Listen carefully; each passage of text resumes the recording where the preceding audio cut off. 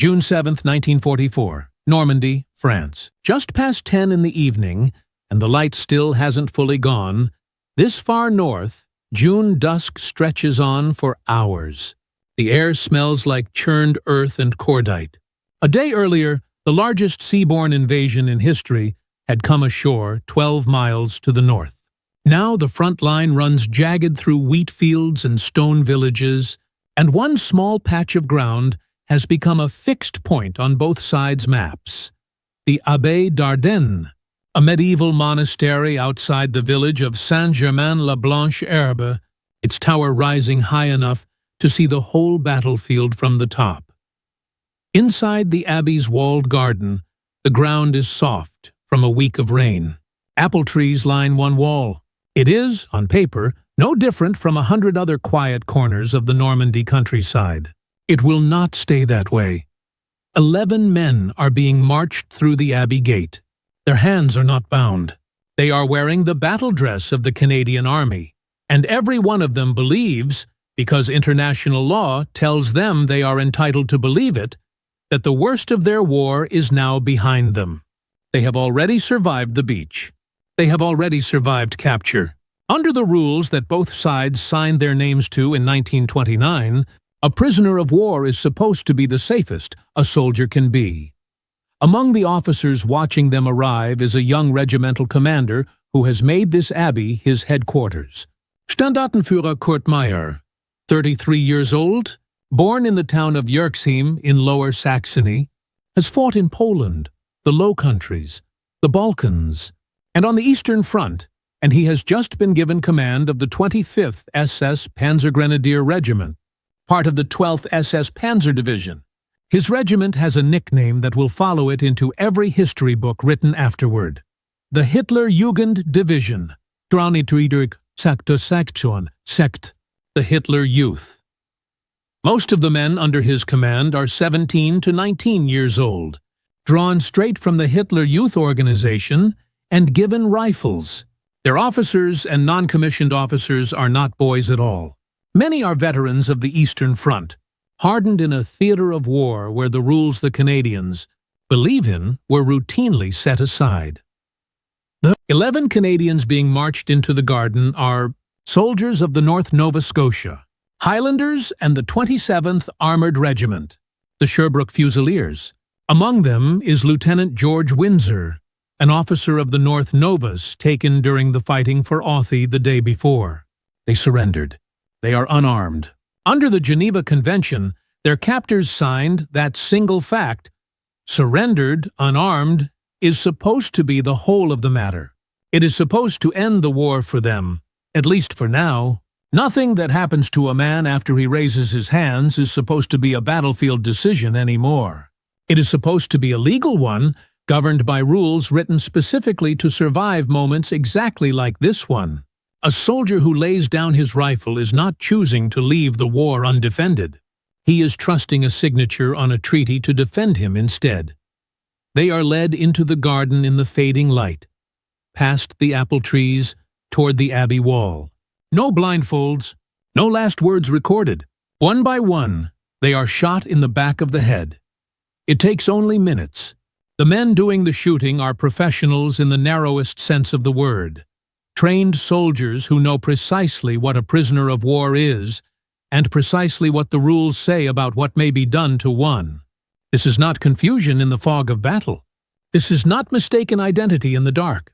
These are Waffen-SS soldiers executing prisoners who have already surrendered on ground their own regiment controls, at the direct order of officers who understand exactly what they are doing and choose to do it anyway. We tell these stories because the record of what happened is the only thing anyone can still give these men now. Not sympathy, not outrage, just the plain, documented truth of who they were and what was done to them. That's what this channel exists to do. The next morning, the killing is not finished. Near noon on June 8th, 7 more prisoners are brought to the Abbey, all soldiers of the North Nova Scotia Highlanders, captured in the fighting around the villages of Authie and Buren the day before. Among them are a corporal named McIntyre and privates named Doucette, Doherty, and Moss. men whose names will not become public until a war crimes trial makes them public more than a year later. They are interrogated first. Then, one at a time, they are led out toward the garden. Witnesses who survive the war will later describe what happens next. Each man, before he is taken, shakes hands with the comrades still waiting their turn. A small, private ceremony performed by soldiers with nothing left to negotiate with except each other's company in the last minutes. 10 minutes pass, it is over. Each of the 7 is shot in the back of the head with a machine pistol, added to the dead already lying among the apple trees. One witness to this second execution is himself not a willing soldier of the division. Private Jan Jesionek, a young Polish conscript pressed into service in the Hitlerjugend ranks against his will. He watches the interrogation and the killings from close enough to remember every detail. After the war, he will come forward and describe what he saw to Canadian investigators, becoming one of the case's key witnesses. By the time reports of missing Canadian soldiers begin reaching battalion headquarters, no one yet knows the men are dead. Only that patrols sent out from Authie and Buren have not returned, and that 11, then 18, names are unaccounted for. By the evening of June 8th, North Nova Scotia Highlanders company clerks are logging a second wave of missing in action reports. The names of the 7 men taken that noon added to a list that was already too long. Through the second week of June, as Canadian forces push and are pushed back around Caen in some of the hardest fighting of the entire Normandy campaign, the missing persons lists lengthen further. Word moves upward through the chain in fragments. A captured German soldier's offhand remark to an interrogator, a French civilian's account of shots heard from inside the Abbey walls at dusk, a Canadian reconnaissance patrol that reaches the outer wall of the Abbey garden and finds nothing but disturbed, freshly turned earth, unable to go further because the Abbey itself remains in German hands. By mid-June, division intelligence officers begin cross-referencing the missing names against known German positions. No one yet has proof. What they have is a pattern, and the pattern keeps pointing at the same walled garden. The killing at the Abbey is not even finished. On June 17th, 10 days after the first executions, 2 more Canadian soldiers go missing near the Abbey while searching for disabled German tanks. Lieutenant Frederick Williams and Lance Corporal George Pollard, of the Stormont, Dundas, and Glengarry Highlanders. Witnesses later report hearing shots from the direction of the Abbey that day. Williams's body will eventually be recovered. Pollard's never is. The Abbaye d'Ardenne itself is not liberated until July 8th and 9th, more than a month after the first killings, when Canadian troops of the Regina Rifles finally take the ground, moving room to room through the same buildings Meyer's regiment had occupied for weeks. What they find inside gives no immediate answers. The garden looks disturbed, but the bodies are not there. It will take Canadian war crimes investigators until the following winter, into early 1945, to locate the remains, buried in the Abbey grounds beneath the same apple trees the men had walked past on their way to be shot. Some of the recovered dead show wounds beyond the gunshots that killed them. Evidence, investigators conclude, that at least some of the killings were carried out with a brutality that went past simple execution. In total, 20 Canadian soldiers are confirmed murdered in and around the Abbaye d'Ardenne between June 7th and June 17th, 1944. Children find men whose families, back in Nova Scotia and across Canada, had spent the better part of a year receiving nothing more than a telegram marked missing, with no further word. It falls to a small, newly formed branch of the Canadian military, the War Crimes Investigation Section, to turn scattered testimony, missing persons reports, and a walled garden full of unmarked graves into a case that could be prosecuted in a courtroom. Lieutenant Colonel Bruce MacDonald is assigned to build it. He reads the exhumation reports the way any commanding officer reads a casualty list, except this one has no combat behind it to explain the deaths. Just 20 names, one garden, and a regiment that had already retreated 300 miles east by the time anyone could ask its soldiers a single question. He has almost nothing to start with except the names of the missing, and word that the man who commanded the regiment occupying the Abbey that week is very much alive and very much findable. MacDonald's team spends more than a year assembling the case. They cross the Atlantic twice. They track down surviving witnesses scattered across 2 continents, from prisoner of war camps in Quebec to displaced persons registries in occupied Germany. They locate Jan Jesionek, the reluctant conscript who watched the second group of executions and who, unlike most of the men he served alongside, has no personal stake in protecting the division's record. They find a former SS private named Alfred Helzel held in a prison camp in Quebec, who tells investigators that in June 1944, Kurt Meyer had directed his troops to take no prisoners. It is a devastating claim. A single sentence capable of turning an atrocity committed by teenagers with rifles into a crime with one man's name attached at the top of it. Helzel signs a statement. MacDonald knows a signed statement and a courtroom are 2 different things, and that Helzel, once he is standing in front of the man he is accusing, may not say the same thing twice. By the autumn of 1945, the investigators have their man. Kurt Meyer had been captured by American forces near Belgium in September of the previous year, wounded and hiding in a barn. He has spent the last year in prisoner of war custody, unaware, or at least unwilling to admit awareness, that a Canadian courtroom is being built specifically around what happened in his Abbey's garden.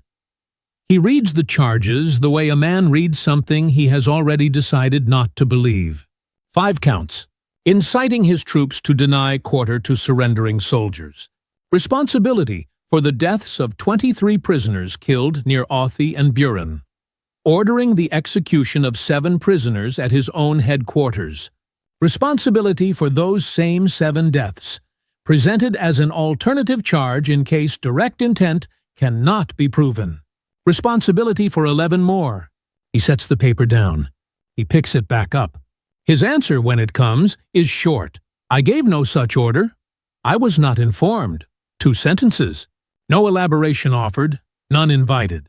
It is the same posture he will hold for the length of the trial. A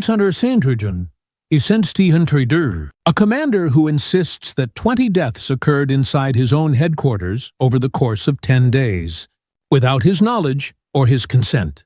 The trial opens on December 10, 1945, in the town of Aurich, Germany, the first war crimes trial Canada has ever conducted on its own authority, watched closely by a country that has never before tried to hold a foreign officer to account for what happened to its own soldiers. The court is presided over by Major General Harry Foster, a Canadian officer who commanded troops against Meyer's own division in the fighting around Caen the previous summer. 2 men who once directed opposing forces across the same few miles of Normandy hedgerow now sit across a courtroom from each other, one in judgment of the other. For 2.5 weeks, the prosecution builds its case witness by witness, methodically, without theatrics. Citizens of Authie and Buren testify to what they saw and heard in the days the villages changed hands. Canadian soldiers who survived the fighting describe what happened to the men who did not come back. Sergeant Stanley Dudka takes the stand and gives an account of the unit's movements in the hours before the first men went missing. Jan Jesionek testifies to what he watched in the garden on June 8th. Alfred Helzel is called, and under questioning, first tries to walk back his original statement about Meyer's no prisoners order. A reluctance the courtroom reads plainly for what it is. Before MacDonald, through patient and exacting cross-examination, brings him back to what he had told investigators in Quebec. The defense argues command responsibility cannot be assumed, that a regimental commander cannot be presumed to know every action of every soldier under him. The prosecution's answer is simpler than any legal theory. 20 men died inside the walls of his own headquarters over the course of 10 days, and he never once asked why. The court finds Meyer guilty on 3 of the 5 counts: inciting his troops to deny quarter, and responsibility for the 2 groups of executions carried out at his headquarters. He is acquitted on the charge tying him directly to the Abbaye and Buren killings, the court unable to establish direct intent on that count specifically. On the verdict, Major General Foster delivers the sentence in words that leave no room for interpretation. Meyer is to suffer death by being shot. The sentence does not stand for long. Before it can be carried out, Major General Christopher Vaux, commander of the Canadian Occupation Force, is required by procedure to review the case. Meyer petitions him directly, appealing the judgment on paper from his cell. Vaux reads the trial record closely. The testimony, the acquittal on the Abbaye and Buren charge, the absence of any document bearing Meyer's signature that orders a single execution by name. He concludes that while Meyer bore command responsibility for what his troops did, the evidence did not prove beyond doubt that he personally ordered every killing outright, that his guilt, in Vaux's judgment, was indirect rather than direct. On January 13, 1946, one day before the scheduled execution, Vaux commutes the sentence. Death by firing squad becomes life imprisonment. The decision draws immediate controversy in Canada, where at least 2 members of the original court will later say they believed the death sentence should have stood. Meyer is transferred to Canada to serve his sentence, held at Dorchester Penitentiary in New Brunswick, where he works in the prison library and teaches himself English, an ocean and a war away from the regiment he once commanded. He is later moved to a prison in West Germany to finish his term closer to home. In September of 1954, not yet a decade after the killings in the Abbey Garden, he is released. The 20 men he was convicted of bearing responsibility for do not get to go home at all. Their remains, once recovered from beneath the Abbey Garden, are given proper burial with military honors. Their names, among them Lieutenant George Windsor, Lieutenant Frederick Williams, Corporal George Pollard, and the North Nova Scotia Highlanders and Sherbrooke Fusiliers, who were marched into that garden across 10 days in June of 1944.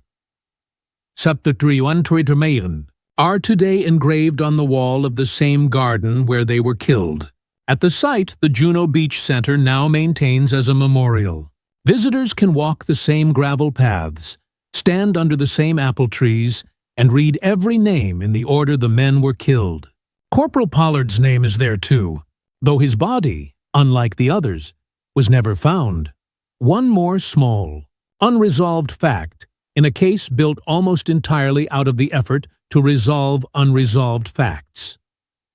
Kurt Meyer lived another 7 years after his release, dying on December 23, 1961, his 51st birthday. In the West German town of Hagen. He spent much of that time as a spokesperson for a Waffen-SS veterans organization, defending the record of his old comrades in public, arguing that most of the men who served alongside him were simply soldiers doing a soldier's job. It is a version of events historians have since thoroughly dismantled, using, among other sources, the very trial record his own case in Aurich helped create. What's left, in the end, is not really a story about one commander or one afternoon. It's a record, built witness statement by witness statement, name by name, until a walled garden outside Caen could no longer keep its silence. A Polish conscript who owed the division nothing came forward. A frightened prisoner in Quebec was walked back to the truth he'd already told once. A courtroom in occupied Germany, presided over by the very general who had fought against the accused, did the slow and unglamorous work of turning a mass grave into a legal fact. That's the part of this history worth keeping. Not the outrage, just the documented truth, set down as permanently as the stone wall those 20 names are carved into now. If you want more of these stories told the way they actually happened, that's exactly what this channel is here to do.